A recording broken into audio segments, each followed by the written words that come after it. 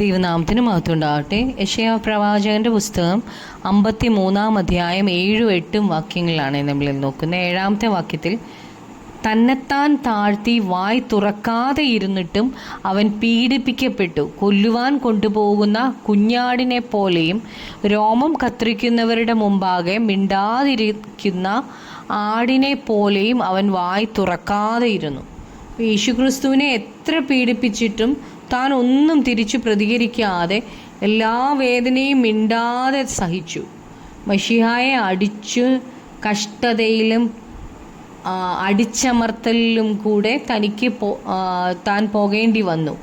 പീഡിപ്പിക്കപ്പെടുമ്പോൾ വായ് തുറക്കാതിരിക്കണമെങ്കിൽ അത്രയ്ക്ക് താഴ്മ വേണം, അല്ലേ? ക്രിസ്തു തന്നെത്താൻ താഴ്ത്തിയത് ക്രൂശിലെ മരണത്തോളമാണ്.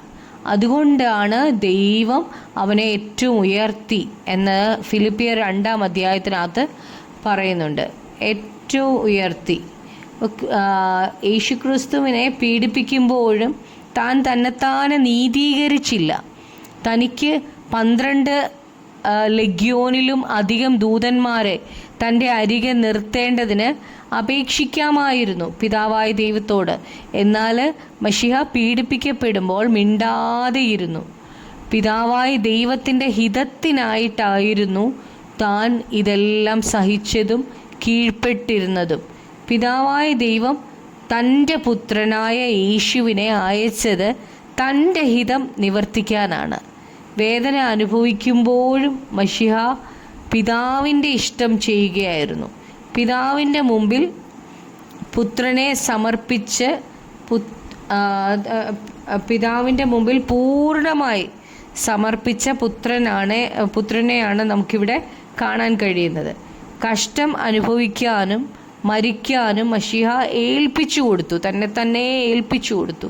തൻ്റെ പിതാവ് മശിഹായെ ഈ ലോകത്തിലേക്ക് കഷ്ടം അനുഭവിക്കാനായിട്ടാണ് അയച്ചത്.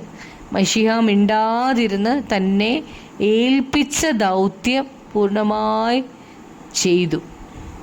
8-ാമത്തെ വാക്യത്തിൽ, അവൻ പീഡനത്താലും ശിക്ഷാവിധിയാലും എടുക്കപ്പെട്ടു.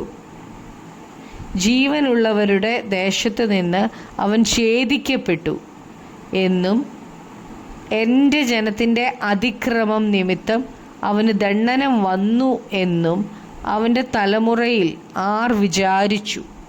അപ്പോൾ മശിഹായെ അറസ്റ്റ് ചെയ്തിട്ട് ശിക്ഷാവിധിക്കായിട്ട് കൊണ്ടുപോയി.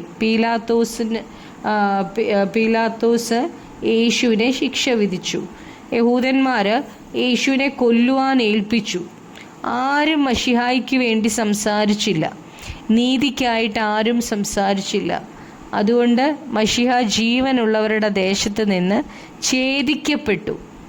തൻ്റെ ജനത്തിൻ്റെ അതിക്രമം നിമിത്തമാണ് മശിഹ ഛേദിക്കപ്പെട്ടത്. മശിഹ കഷ്ടം അനുഭവിച്ചത് തൻ്റെ ജനമായ ഇസ്രായേലിനു വേണ്ടിയായിരുന്നു. ഈ പ്രത്യാശ ആദ്യം ഇസ്രായേലിനും അതിനുശേഷം ലോകത്തിന് മുഴുവനും നൽകപ്പെട്ടു. എല്ലാ മനുഷ്യർക്കും അവസരമുണ്ട്. ക്രിസ്തുവിൻ്റെ ജനന സമയത്ത് കർത്താവിൻ്റെ ദൂതൻ അനൗൺസ് ചെയ്യുന്നത് നമുക്ക് കാണാൻ കഴിയുന്നുണ്ട്. ലൂക്കോസിൻ്റെ സുവിശേഷത്തിൽ സർവ്വജനത്തിനും ഉണ്ടാകുവാനുള്ള മഹാസന്തോഷമാണ് മശിഹ എന്നാണ് അവിടെ അനൗൺസ് ചെയ്യുന്നത് ആട്ടിടയന്മാരോട്. ഈ മശിഹായെ അന്വേഷിക്കുന്നവർ കണ്ടെത്തും. സത്യം അന്വേഷിക്കുമ്പോൾ ദൈവം അത് വെളിപ്പെടുത്തി കൊടുക്കും. സുവിശേഷത്തിലൂടെയാണ് നമുക്കിത് മനസ്സിലാക്കാൻ കഴിയുന്നത്. ക്രിസ്തുവിനെ ക്രൂശിച്ച് കൊന്നു. അതിന് ഒരു ഉദ്ദേശമുണ്ടായിരുന്നു. തൻ്റെ ജനത്തിൻ്റെ അതിക്രമമാണ് ഇതിൻ്റെ കാരണം. മാനവജാതിയുടെ മുഴുവൻ പാപങ്ങളുടെ ശിക്ഷയ്ക്കായിട്ടാണ് മശിഹായെ തകർത്തത്. നമ്മുടെ രക്ഷയ്ക്കായിട്ട് ക്രിസ്തു ശിക്ഷ ഏറ്റു. ഇതാണ് ക്രൂശിൽ നാം കാണുന്ന ആ സ്നേഹം. നമുക്ക് പ്രാർത്ഥിക്കാം. കർത്താവായ യേശുവേ, അപ്പോൾ ഞങ്ങൾ വായിച്ചതുപോലെ തന്നെത്താൻ താഴ്ത്തി വായി തുറക്കാതിരുന്നിട്ടും കർത്താവ് പീഡിപ്പിക്കപ്പെട്ടല്ലോ. കർത്താവെ, കൊല്ലുവാൻ കൊണ്ടുപോകുന്ന കുഞ്ഞാടിനെ പോലെയും രോമം കത്തിരിക്കുന്നവരുടെ മുമ്പാകെ മിണ്ടാതിരിക്കുന്ന ആടിനെ പോലെയും കർത്താവ് വായി തുറക്കാതിരുന്നല്ലോ അപ്പാ. യേശുവെ ഇതെല്ലാം അങ്ങ് സഹിച്ചത് കർത്താവെ ഞങ്ങളുടെ പാപത്തിൻ്റെ ശിക്ഷയാണല്ലോ അപ്പാ. ഞങ്ങളെ ആയിരുന്നല്ലോ കർത്താവെ കൊല്ലേണ്ടതിന്, ഞങ്ങളെ ആയിരുന്നല്ലോ പീഡിപ്പിക്കേണ്ടത് കർത്താവെ. യേശുവെ അപ്പാ കർത്താവെ ഞങ്ങളുടെ പാപത്തിൻ്റെ ശിക്ഷ അങ്ങ് ക്രൂശിലേറ്റ് അങ്ങയുടെ സ്നേഹം എത്ര വലുതാ കർത്താവെ. യേശുവെ അവസാനം വരെ കർത്താവെ ആ സ്നേഹം ഓർത്തുകൊണ്ട് ജീവിക്കുവാൻ, വീണ്ടും വീണ്ടും ക്രിസ്തുവിനെ ക്രൂശിക്കുന്നവരായിട്ട്, പാപം ചെയ്ത് അങ്ങേ വീണ്ടും വീണ്ടും ക്രൂശിക്കുന്നവരായി തീരുവാൻ ഒരിക്കലും ഇടയാവല്ലേ കർത്താവെ. അങ്ങയുടെ കർത്താവെ ക്രൂശ് മരണം എപ്പോഴും ധ്യാനിക്കുവാനും കർത്താവെ പാപത്തോട് പ്രാണത്യാഗത്തോളം എതിർത്ത് നിൽക്കുവാനും ഞങ്ങൾക്ക് കൃപ തരണമേ.